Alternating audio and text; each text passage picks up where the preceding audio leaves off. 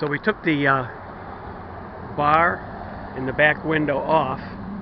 It's laying right there, and now we're just gonna slide the window right out of the bar. As you can see, it just comes right off here. Unfortunately, our zipper came off too. So we got the window off.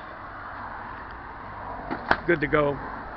We got the bar ready to reinstall the new window.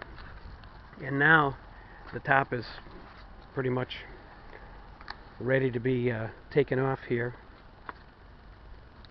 Should just easily come off. All the tension is off of it now.